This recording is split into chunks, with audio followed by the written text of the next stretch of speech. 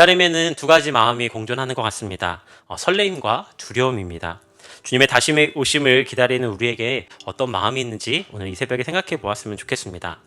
로마에 가서 주님을 증언하게 될 거라 말씀하신 뒤 2년의 시간이 지나게 됩니다.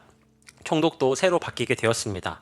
바울은 2년 동안 어떤 마음으로 기다렸을까요? 또 총독이 바뀌게 되었을 때 바울의 마음은 어땠을까요? 오늘 우리는 사도행전 25장의 말씀을 통하여서 하나님의 사람의 역사 속에서 길을 여시는 방식, 또 우리가 흔들리는 상황 속에서도 어떻게 믿음으로 주님을 바라보아야 하는지 함께 은혜를 나누고자 합니다. 오늘 말씀을 보면 25장에 총독이 바뀌는 장면에서부터 시작합니다. 24장과 25장엔 2년이라는 세월이 지나게 됩니다. 바울이 2년 동안 감옥에 있었는데 바울에 대한 재판에 결론이 나지 않았습니다. 미결 상태로 2년 동안 감옥에 있어야 했습니다. 24장 27절에 보면 이태가 지난 후에 보르기오 베스도가 벨릭스의 소임을 이어받으니 벨릭스가 유대인의 마음을 얻고자 하여 바울을 구류하여 두니라라고 말씀합니다. 바울이 2년 동안 총독이 바뀌게 되었습니다. 벨릭스는 유대인들에게 매우 잔인하고 악하게 굴었기 때문에 여론이 악화되어 로마로 소환되게 되었습니다. 역사가들에 의하면 유대인들이 로마에 많은 진정서를 냈다고 합니다. 그렇게 유대인들의 원성이 높아지자 로마 황제는 벨릭스를 소환하고 베스도라는 사람을 후임 총독으로 보내게 됩니다. 유대 역사가 요세푸스에 의하면 베스도는 정직하고 의롭고 고든 사람이었다라고 이야기합니다. 아마도 전임 총독이었던 벨릭스가 유대인들에게 악하게 굴어서 로마와 유대의 관계가 나빠지자 로마에서는 온건하고 지혜로운 사람을 후임으로 보냈던 것 같습니다. 오늘 1절부터 3절 말씀 다시 보면 베스도가 부임한 지 3일 후에 가이사랴에서 예루살렘으로 올라가니 대제사장들과 유대인들 중 높은 사람들이 바울을 고소할세 베스도의 호의로 바울을 예루살렘에 옮기기를 청하니 이는 길에 매복하였다가 그를 죽이도록 함이더라라고 말씀합니다. 신임 총독 베스도가 부임한 지 3일 만에 예루살렘에 방문하였습니다. 거기서 총독은 대제사장과 유대인들의 지도자를 만났습니다. 악화됐던 로마와 유대 관계를 개선하기 위해서였을 것입니다. 매우 조심스럽고 중요한 순간이었습니다. 그리고 신임 총독은 우호 관계를 새롭게 하기 위해서 예루살렘에 방문했다면 적어도 유대의 지도자들에게 좋은 선물 한두 가지쯤은 가져가는 것이 상식적인 일이었을 것입니다. 그러기에 이 신임 총독은 유대인들이 말하는 소원, 첫 번째 청을 반드시 들어줄 수밖에 없는 상황이었을 것입니다. 이때 유대인들은 신임 총독 베스도에게 바울을 예루살렘에 데려다가 재판을 하게 해달라고 요구합니다. 로마의 신임 총독이었던 베스도와 또 유대의 지도자들의 첫 번째 상견례에서 나온 건의사항이었기 때문에 베스도는 아마도 이것을 거절하는 것이 쉽지 않았을 것입니다. 그런데 오늘 성경에 보니까 베스도는 뭐라고 이야기하나요? 그들의 요구를 거절합니다. 대신 가이사랴로 와서 다시 바울을 고소하라고 이야기합니다. 사실 이렇게 말한 것은 저는 기적이라고 생각합니다. 아니, 하나님께서 일하시고 역사하셨기 때문에 가능한 일이라고 생각합니다. 하나님께서 바울을 보호하시기 위해 베스도의 마음을 감동시키셨던 것입니다. 하나님께서는 여전히 이렇게 우리를 위해 일하시고 역사하십니다. 우리가 살아가는 것이 하나님의 은혜와 기적이라고 밖에는 설명할 수 없기 때문입니다. 사도행전 23장에서 하나님은 바울에게 분명하게 말씀하셨습니다. 예루살렘에서 나를 증언한 것 같이 로마에서도 너가 증언해야 할 것이다 라고 말씀하셨습니다. 결국 바울은 죽을 수 없는 사람이었습니다. 하나님께서 로마까지 살려서 데려가실 사람이었기 때문입니다. 바울은 이 약속을 붙들고 오늘 본문에서 담대하게 이야기합니다. 내가 가이사에게 황제에게 상소합니다. 이 말은 하나님이 나에게 주신 길을 내가 선택하며 가겠다라는 믿음의 결단이고 고백입니다. 이 한마디는 굉장히 무거운 선언이었습니다. 바울이 택한 길을 두려움으로 피하는 것이 아니라 하나님이 약속하신 로마의 길을 담대히 가겠다라는 믿음의 고백이었습니다. 바울은 아마도 2년이라는 시간이 지나면서 초조한 마음들, 또 불편한 마음들, 흔들리는 마음들이 있지 않았을까 생각합니다. 신임 총독으로 바뀌게 되어져서 기대하는 마음과 또 두려운 마음들이 있었을 것입니다. 여전히 유대인들 또 지도자들은 바울을 죽이기 위해 노력합니다. 바울을 예루살렘으로 보내게 되어지면 그 가운데에 죽이겠다고 이야기하는 사람들이 있었습니다. 여전히 2년의 시간이 지났지만 바울은 어려운 상황과 환경들 가운데 놓였습니다. 그럼에도 불구하고 바울은 두려움에 이끌리는 것이 아니라 하나님께서 열어놓으신 길을 묵묵히 걸어가는 모습을 보이고 있습니다.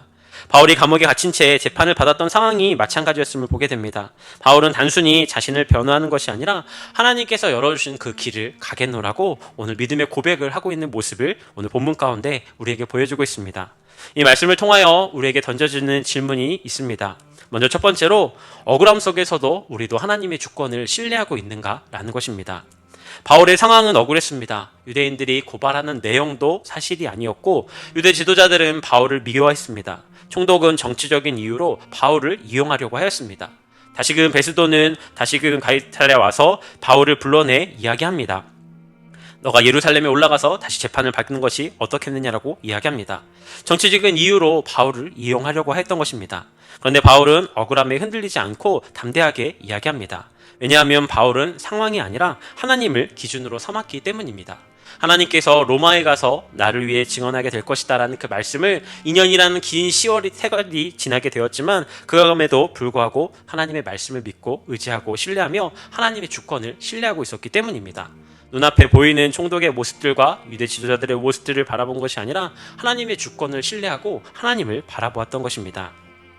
오늘 우리의 삶에도 억울함과 오해가 있을 때가 있습니다. 식당에서 열심히 일하여 실적을 내가 냈는데 다른 사람이 인정을 받을 때, 또 가족 안에서도 희생하며 사랑하며 섬겼는데 그것들을 이해받지 못하고 그것들을 알아주지 않을 때, 교회 안에서도 열심으로 봉사하며 섬기는데 그 의도를 제대로 이해하지 못하고 또 알아주지 않을 때 우리는 이런 억울함과 오해들을 가질 수 있습니다. 왜 나한테만 이런 일이 일어나지라고 반문하며 물을 수 있습니다. 하지만 믿음의 사람인 우리는 이렇게 고백해야 합니다. 하나님께서 내 삶을 주관하시고 그분이 모든 문과 길을 열어주실 것이다. 어떤 상황 가운데서도 하나님의 주권을 인정하며 나아갈 수 있는 우리 하느님께 모든 성도님들이 되시기를 주님의 이름으로 축복합니다. 두 번째 질문은 두려움이 아니라 하나님이 예비하신 길을 선택하고 있는가라는 질문을 우리에게 이 새벽 던져보았으면 좋겠습니다. 바울은 예루살렘으로 가면 죽을 수 있다는 것을 알고 있었습니다. 그러나 그는 두려움 때문에 로마를 선택한 것이 아니었습니다. 로마는 복음의 심장부였고 하나님이 그곳에서 사명을 이루게 하실 것이라는 것을 분명하게 믿었습니다. 그러기에 그 길은 어렵지만 하나님이 함께 하신다는 것을 분명하게 믿고 믿음으로 고백합니다. 내가 가이사에게 상소하노라. 하나님이 여신 길은 사람의 방해로 닫혀지지 않습니다. 유대 지도자들은 바울을 죽이려고 했고 베스도는 정치적인 목적으로 바울을 이용하려고 했지만 결국 하나님은 그 모든 것들을 통하여서 하나님의 일하심과 역사하심들을 분명하게 나타내셨습니다. 사람은 문을 닫으려고 했지만 하나님은 그 문을 오히려 더 크게 여셨습니다. 그래서 우리는 하나님이 열어주시는 길은 사람의 평가나 비난 때문에 포기하지 말아야 한다는 사실을 생각하게 됩니다. 베스도의 제안은 부드러웠지만 죽음의 길이었습니다. 바울은 상황의 압박보다 하나님의 뜻을 기준으로 선택하였습니다. 그리스도인은 다 받아주는 사람이 아니라 거절해야 할 것을 거절하는 것이 믿음임을 오늘 바울의 모습을 통해 보게 됩니다. 선과 악을 분별하고 유혹과 타협을 넘어서 분명히 아니라고 말할 수 있는, 또 하나님의 뜻이라면 죽음과 어려움들이 온다 할지라도 그것을 선택하고 믿음으로 나아가는 것이 우리의 삶이 되어져야 한다라고 오늘 성경은 우리에게 이야기하고 있습니다. 오늘 우리도 마찬가지 선택의 기로에 놓여져 있습니다. 우리의 삶 가운데 편한 길을 갈 것인가, 아니면 하나님이 주신 사명의 길을 갈 것인가, 안전한 길을 택할 것인가, 믿음의 도전을 선택할 것인가. 하나님은 종종 우리를 편안함 가운데 불러내어 믿음의 발걸음을 내딛게 하십니다. 그 발걸음은 쉽지 않지만 그곳에는 하나님의 인도하심이 있습니다. 그러기에 하나님이 여시는 문은 사람이 막을 수 없다는 사실을 온전히 기억하며 믿음의 길을 나아가고 날마다 하나님 옆에 나아갈 수 있는 저와 여러분들이 되시길 주님의 이름으로 축복합니다. 바울은 상소를 통해 결국 로마로 향하게 됩니다. 인간적인 모습으로 보면 정치적인 사건 같아 보이지만 사도행전의 전체적인 시각에서 보면 이렇게 보이게 됩니다. 사람들은 바울을 죽이려고 했고 총독은 정치적으로 이용하려고 했고 배는 풍랑에 흔들렸고 감옥은 바울을 가두려고 했지만 하나님은 모든 것을 사용하여 바울을 로마로 보내셨습니다. 이처럼 하나님께서 여신 문은 어떤 사람도 막을 수 없습니다. 억울함도 정치도 음모도 상황도 막을 수 없습니다. 지금도 우리의 삶 가운데 하나님께서 여시려는 문이 있습니다. 기도의 응답으로 준비되어진 문, 관계 회복의 문, 또 새로운 사명의 문, 변화와 성숙의 문을 우리를 위해 준비하고 계십니다. 사람이 막아서는 것 같아도 여러 문제가 겹쳐져 불가능해 보인다 해도 하나님이 여신 문은 반드시 열리게 될 것입니다. 그러기에 억울함은 하나님이 우리를 떠난 신호가 아니라 하나님이 더 깊이 개입하고 계시다는 신호라는 사실을 우리는 분명하게 기억해야 합니다. 그러기에 우리는 흔들리지 말고 상황보다 더 크신 하나님을 온전히 바라보며 나아가야 할 것입니다.